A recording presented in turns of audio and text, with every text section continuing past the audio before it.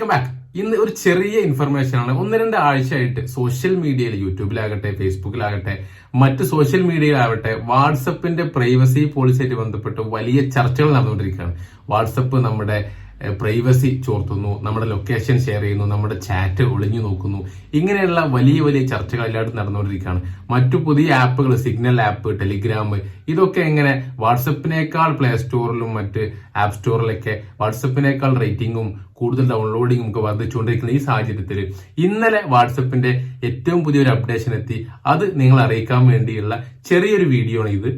നമ്മുടെ വാട്സപ്പിന്റെ സ്റ്റാറ്റസ് വിൻഡോയിൽ നമുക്ക് എല്ലാവർക്കും കിട്ടിയിട്ടുണ്ടാവും ഇന്നലെ ഒരു message, we are committed to your privacy.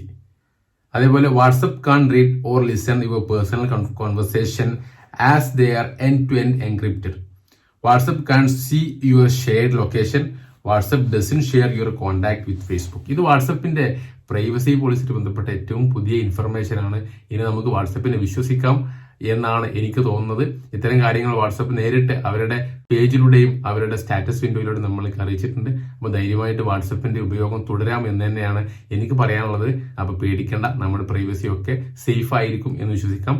Video ഇഷ്ടപ്പെട്ടെങ്കിൽ ലൈക്ക് ചെയ്യുക. ഇതേപോലെ വീഡിയോക്കായി ചാനൽ സബ്സ്ക്രൈബ് ചെയ്യുക.